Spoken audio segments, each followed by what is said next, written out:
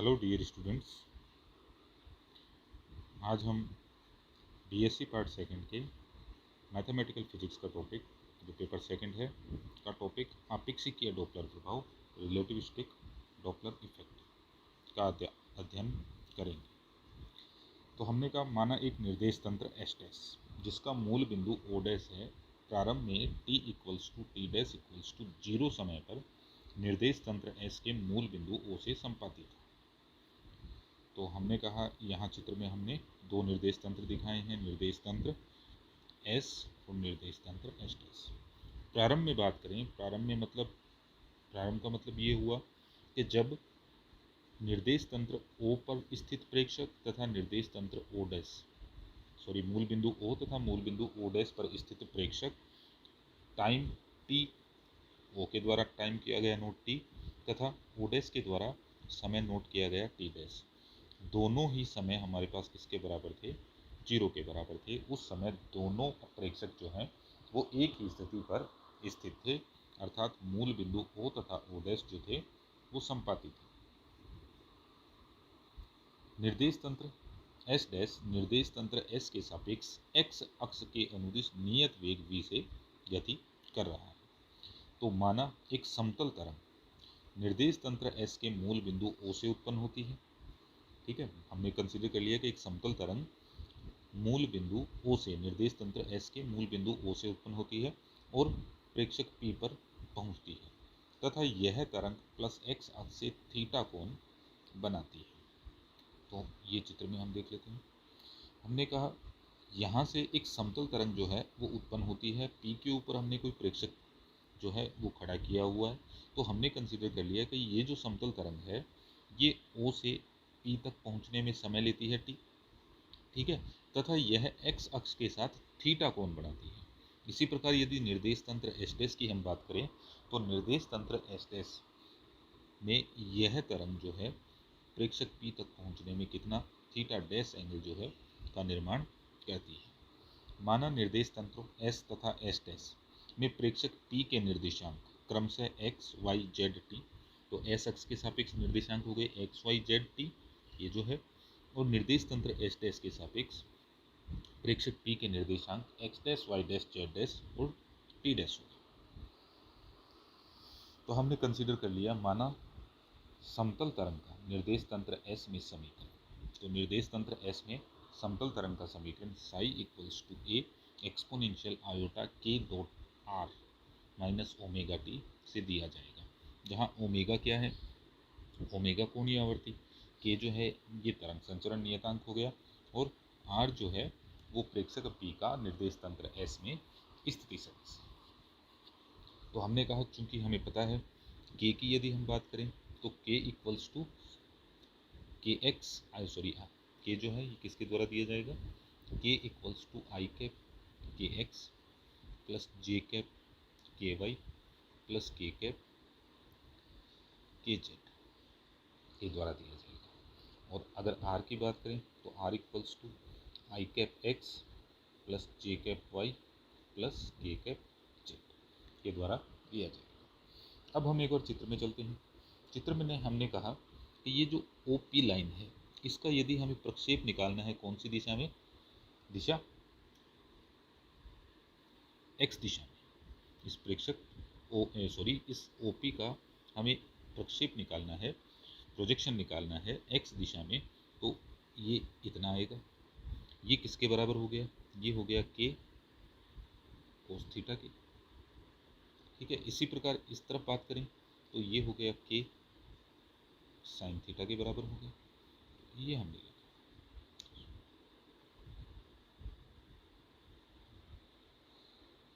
ये रहा, ठीक है। ये k डॉट r फिर किसके बराबर हो गया? k डॉट r जब इसको मल्टीप्लाई करें तो ये हो गया k cos theta, k x cos theta plus k y sine theta. k की यदि बात करूँ k equals to 2 pi upon lambda होता है, हम जानते हैं, और इसको और हल करेंगे, लैम्डा की वैल्यू रख देंगे तो ये हो जाएगा कितना? ओमेगा अपॉन सी, ठीक है। लैम्डा की यदि हम वैल्यू रखते हैं तो लैम्डा किसके बराबर होता है? लैम्डा किसके बराबर होता है? Lambda equals to c upon f, f frequency, ठीक है। ये वैल्यू हमने यहाँ रखी तो ये हो गया ऊपर two pi f equals to omega. तो के इक्वल्स टू हो गया ओमेगा अपॉन सी के बराबर हो गया। ये वैल्यूज जो हैं ये हमने यहाँ रखी, ओमेगा सी कॉमन आ गया, ओमेगा हो गया two pi f x cos theta plus Y sine theta. अब हमने कहा इसका मतलब psi equals to a exponential iota two pi f x cos theta plus Y sine theta c minus t. देखिए यहाँ से के डॉट आर की वैल्यू ये हमने यहाँ से रख ली, ओमेगा टू पाई एफ रख लिया, टू पाई एफ कॉमन रहेगा, ये हमारा बाहर आ गया, तो अंदर हमारे पास बचा X cos theta plus Y sine theta upon सी माइनस टी। इसको हमने समीकरण नंबर 2 से डिनोट कर लिया। अब इसी प्रकार निर्देश तंत्र एस डैश की बात करें तो psi dash equals to a dash exponential two pi f dash x dash cos theta dash plus Y dash sine theta dash c minus T dash. अब समीकरण 2 और 3 में यदि हम देखें तो समीकरण 2 में ये जो टर्म है और समीकरण 3 में ये जो टर्म है ये किसको रिप्रेजेंट कर रही है? ये इस समतल तरंग की कला को, फेज को रिप्रेजेंट कर रही है। ठीक है, यहाँ पर इस साई के अंदर एफ ब्रैकेट में X cos theta plus Y sine theta upon सी माइनस टी, और समीकरण 3 में F dash x dash cos theta dash plus Y dash sine theta dash upon सी माइनस टी डैश, ये इस समतल तरंग की कला को या फेज को रिप्रेजेंट कर रही है। क्योंकि हम जानते हैं कि समतल तरंग का कलाकोण सभी जड़त्वीय निर्देश तंत्रों में निश्चर रहता है, ये हम जानते हैं। तो इसलिए ये दोनों टर्म जो हैं ये क्या होनी चाहिए? ये बराबर होनी चाहिए, ये और ये क्या है? ये निर्देश तंत्र एस में समतल तरंग की कला और ये निर्देश तंत्र एस डैश में समतल तरंग की कला। क्योंकि कलाकोण सभी जड़त्वीय निर्देश तंत्रों में निश्चर रहता है, इसलिए ये दोनों कलाकोण जो हैं ये बराबर होने चाहिए। अब हमने इसको कहा, इसको समीकरण 4 से डिनोट कर लिया।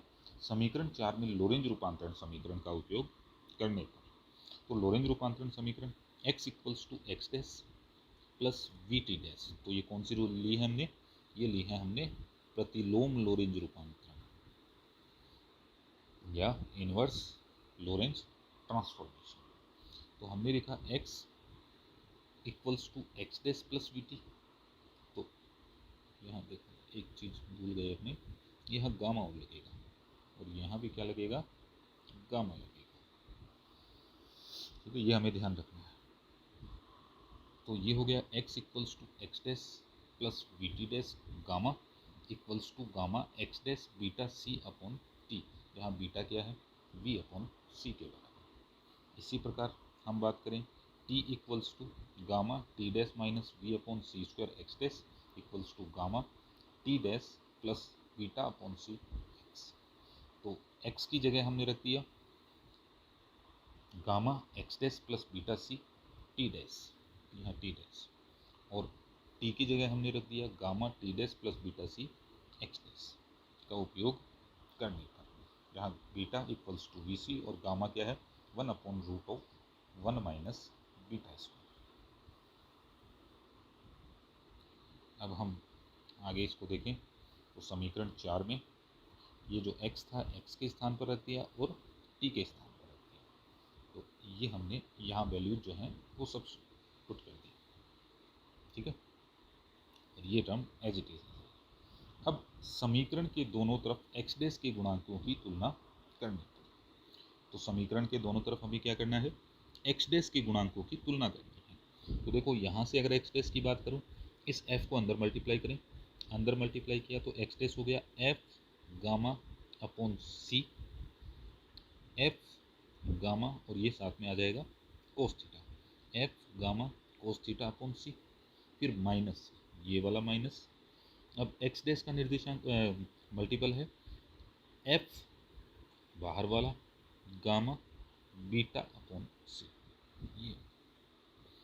अब दूसरी साइड देखें, दूसरी साइड है F dash cos theta dash upon C, और कोई एक्स डैश का पद नहीं है इसमें, तो ये सिर्फ ये टर्म जो है ये और साथ में ये। ठीक है, ये टर्म आ गई, इसको हमने सी ये cancel, f gamma common, cos theta minus beta equals to F dash cos theta dash, इसे हमने समीकरण 5 से डिनोट कर लिया। अब दूसरी तरफ आए हम, अब हमें वाई डैश के जो गुणांक हैं उनको ले लेते हैं। वाई डैश का गुणांक देखो F sine theta upon C, और इधर है F dash sine theta dash upon सी।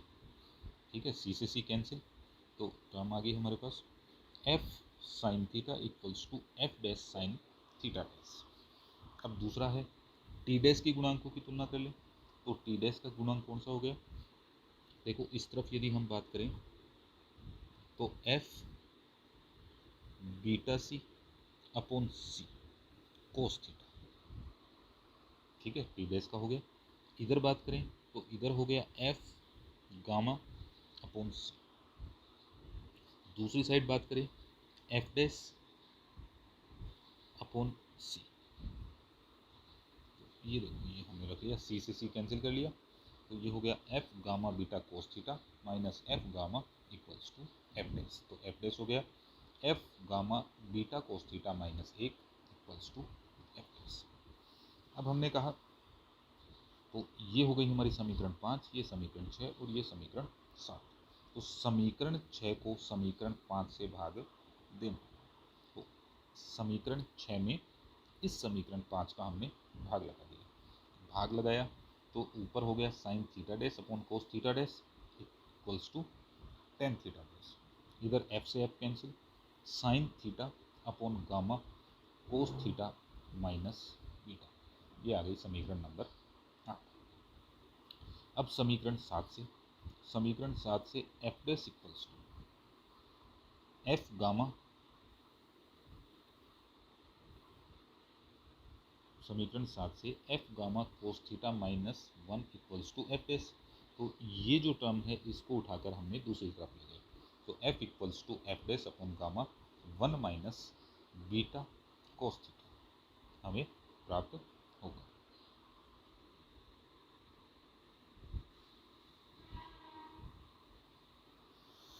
अब हमने कहा समीकरण 9,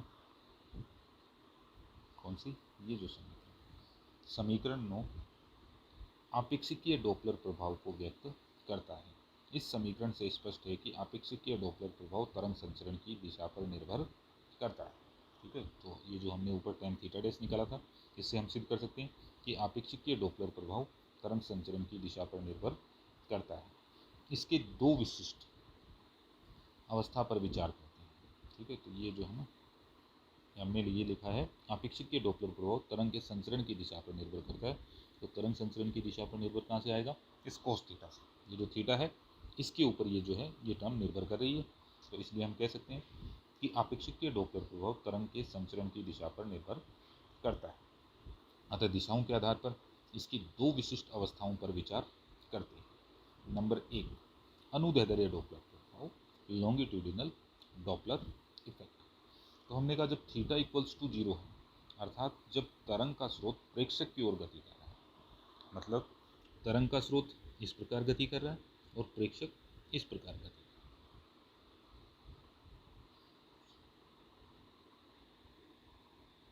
सॉरी, एक मिनट। जब तरंग का स्रोत इस प्रकार गति कर रहा है और प्रेक्षक हमारा यहाँ स्थित है, जैसे हम रेलवे स्टेशन के ऊपर खड़े हैं और ट्रेन जो है वो हमारी ओर, जो रेलवे स्टेशन पर प्लेटफॉर्म पे खड़े हैं और ट्रेन का इंजन जो है वो सीटी बजाता हुआ हमारी ओर गति कर रहा है, तो ये कंडीशन होगी थीटा इक्वल्स टू 0। तो हमने कहा f equals to F dash gamma 1 minus beta, f dash root of 1 minus beta square 1 minus beta equals to F dash root of 1 minus beta root 1 plus beta 1 minus beta. तो हमने कहा f equals to F dash gamma 1 minus beta, gamma की value रखी, gamma equals to कितना होगा 1 upon root of 1 minus beta square, तो ये नीचे था तो root of 1 minus beta square ऊपर आ गया। अब root of 1 minus beta square, तो फार्मूला हम यूज कर रहे हैं A square minus B square equals to A plus B, A minus B. ये हमने यहाँ रखा, तो root of 1 minus beta root of 1 plus beta. अब यहाँ पावर आधी है, यहाँ पूरी 1 है, तो ये कैंसिल होंगे, तो नीचे आधी पावर बच जाएगी, तो ये आधी पावर यहाँ बच गई। इसको लिख लिया F dash root of 1 plus V C root 1 minus V C. क्यों? क्योंकि बीटा जो था वो किसके बराबर है? वी अपॉन सी के बराबर। अब दोनों टर्म को हमने नीचे लिखा, तो एफ डैश ये जो ऊपर प्लस हाफ था ये नीचे जाकर माइनस हाफ हो गया, और ये ऑलरेडी था हमारे पास। यदि हमने कंसीडर कर लिया कि तरंग जो है वो अत्यल्प वेग से गति कर रही है, तो v is much less than c, तो इस स्थिति में v अपॉन सी 1 से छोटा होगा। तो हमने क्या किया, यहाँ पर द्विपद पर बाइनोमियल थ्योरम का उपयोग किया। ये हो गया 1 minus we upon 2c plus, और आगे हल करते जाएंगे इसको, ये हो गया 1 minus we upon 2c plus and so. तो बाइनोमियल थ्योरम क्या कहती है? 1 plus x n equals to 1 plus n x plus n minus 1 upon factorial 2 x square and so. इस प्रकार से हम इसे हल करते जाएंगे। तो चूंकि हम कह रहे हैं कि v अपॉन सी 1 से बहुत छोटा है, तो इसकी हायर पावर जो है ये और छोटी होती जाएगी, तो इसलिए उनको हमने यहाँ प्रदर्शित नहीं किया। ठीक है, अब इन दोनों को हम मल्टीप्लाई कर लेते हैं। मल्टीप्लाई करेंगे तो ये हो, एक तरीके से ये मान लेते हैं हम स्क्वायर हो गया, तो 1 माइनस 2 वी अपॉन सी, और फिर माइनस का फिर आ जाएगा v अपॉन 2c। ठीक है, और ये हो गया plus we square upon 4c। ठीक है, वी स्क्वायर अपॉन सी स्क्वायर, फिर वही है, हायर पावर जो है उनको हम नेगलेक्ट कर देंगे। तो इनको हल करें तो एफ डैश की वैल्यू आ गई F dash 1 minus we upon C. ये हो गई हमारी समीकरण नंबर 10। ये किसको रिप्रेजेंट कर रही है? ये अनुदैर्ध्य डॉपलर प्रभाव को रिप्रेजेंट करती है। अब हमने दूसरी कंडीशन ली, जब थीटा इक्वल्स टू पाई है, अर्थात जब तरंग स्रोत एवं प्रेक्षक एक दूसरे से दूर जाते हुए गति करते हैं। इसका मतलब दो कंडीशन हो सकती है, ये स्रोत आ रहा है, ये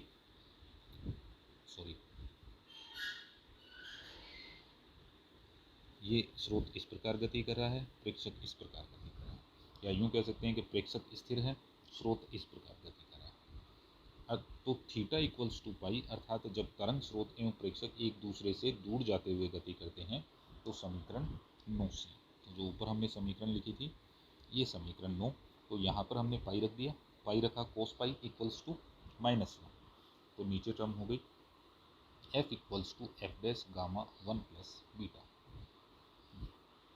ठीक है, जैसे ऊपर सॉल्व किया था उसी प्रकार हम इसको सॉल्व करते लाएं द्विपद प्रमेय का उपयोग करते हुए, तो लास्ट में रिजल्ट हमें मिलता है f equals to F dash 1 plus V C. इसको हमने समीकरण 11 से। अब नेक्स्ट हम बात करते हैं अनुप्रस्थ डॉपलर प्रभाव, जब theta equals to pi by 2, अर्थात प्रेक्षक तरंग संचरण की दिशा के लंबवत है। ठीक है, इसका मतलब ये हो गया इंजन यूं आ रहा है और प्रेक्षक इधर कहीं स्थित है, तो f equals to f s. तो समीकरण 9 में हमने क्या किया, theta equals to pi by 2 रखते हैं, पाई बाई 2 रखा तो ये टर्म हो गई 0, ये वाली 0, तो 0, तो ये टर्म बची हमारे पास, ये अनुप्रस्थ। तो f equals to F dash upon gamma f dash root of 1 minus v square upon C square. अब नेक्स्ट हम बात करते हैं चतुर्विम आवर्ती तथा इसके रूपांतर for frequency and their transformation. तो सबसे पहले हम डिफाइन करेंगे चतुर्विम आवर्ती। तो अभी हम बात करके आए हैं, हम जानते हैं कि तरंग का कलाकोण सभी जड़त्वीय निर्देश तंत्रों में निश्चर रहता है। तो कलाकोण हमारे पास क्या था, देखो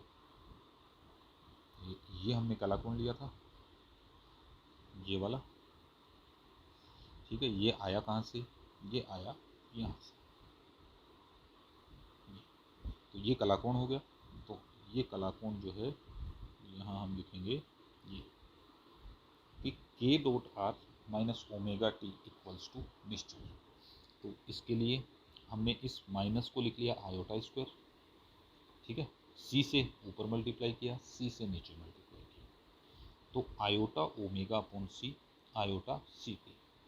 आर के लिए इन दोनों को सोल्व करके लिखा, तो K X X, K Y Y, K Z Z, iota omega upon सी आयोटा सी टी। चतुर्विम संकेतों का उपयोग करने पर K X equals to K one, K Y equals to के टू, के three equals to K Z और K four equals to iota omega upon C. और यदि एक्स की term x equals to X one, Y equals to Y two, Z equals to Z three और iota C T equals to X four, तो हमने लिख दिया K one X one plus K two X two plus K three X three plus K four X four equals to निश्चर constant. तो इनको एक term में लिख लिया समेशन के रूप में, तो समेशन म्यू के mu X mu equals to निश्चर। आइंस्टीन की संकलन परिपाटी का उपयोग करने पर इसे इस प्रकार से बिना समेशन के भी लिख सकते हैं, तो हमने लिख लिया K mu X mu equals to निश्चर। इसको समीकरण 3 से डिनोट कर दिया। अब देखो समीकरण 3 से स्पष्ट है, क्या स्पष्ट है? समीकरण 3 से स्पष्ट है कि एक्स म्यू हमारे पास क्या है, एक्स म्यू चतुर्विम स्थिति सदिश है। तो हमने कहा चतुर्विम सदिश एक्स म्यू को के म्यू से गुणा करने पर एक निश्चर राशि प्राप्त होती है। ठीक है, चतुर्विम सदिश एक्स म्यू को के म्यू से गुणा करने पर एक निश्चर राशि प्राप्त होती है, इसलिए के म्यू को भी चतुर्विम सदिश होना चाहिए। इसलिए के म्यू को हम चतुर्विम आवर्ती या चतुर्विम तरंग संचरण सदिश कहते हैं। यह चतुर्विम सदिश की भांति ही रूपांतरित होना चाहिए, इसलिए k mu dash equals to a mu mu के म्यू। तो के म्यू क्या है? निर्देश तंत्र एस डैश में चतुर्विम आवर्ती या चतुर्विम तरंग संचरण सदिश, और के म्यू क्या है? निर्देश तंत्र एस में चतुर्विम आवर्ती या चतुर्विम तरंग संचरण सदिश, और ए म्यू म्यू ये हमारे पास क्या है? ये रूपांतरण मैट्रिक्स है। तो सारणिक रूप में लिखने पर इस प्रकार से लिख लिया, तो के वन डैश के टू डैश के थ्री डैश के फोर डैश निर्देश तंत्र एस डैश में चतुर्विम आवर्ती के घटक या चतुर्विम तरंग संचरण सदिश के घटक, और के वन के टू के थ्री के फोर ये निर्देश तंत्र एस में क्या है? घटक है। और ये हमारा हो गया रूपांतरण मैट्रिक्स।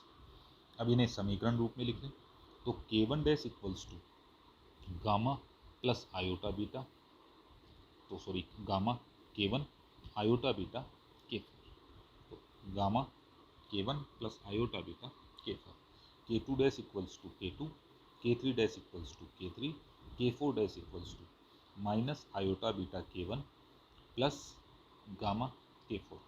इसके लिए हमने ये लिख लिया k four dash equals to gamma k four minus iota beta के।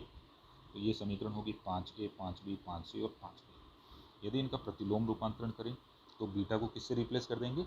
माइनस बीटा से। बीटा को माइनस बीटा से रिप्लेस कर देंगे, तो k one equals to gamma k one dash minus iota beta k four dash, के two equals to के two dash, के थ्री इक्वल्स टू के थ्री डैश और K four equals to gamma k four dash plus iota beta k one dash.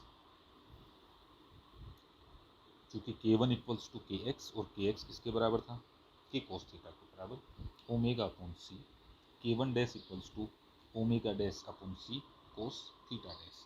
ये value जो है ये हमने सब्स्टिट्यूट कर दी। सब्स्टिट्यूट की तो इक्वेशन आ गई k four dash equals to gamma k four minus iota beta k one, तो iota omega dash upon c equals to gamma iota omega upon C minus iota beta omega c cos theta, तो omega हो गया omega equals to omega dash gamma one minus beta cos theta. Omega की value रख दें तो ये हो गया f equals to F dash gamma one minus beta cos theta. तो यह समीकरण आपेक्षिक या डॉपलर प्रभाव के समीकरण के तुल्य आता है। तो ये जो है ये हमारी जो समीकरण मूल लिखी थी हमने ऊपर उसके तुल्य आता है। ठीक है।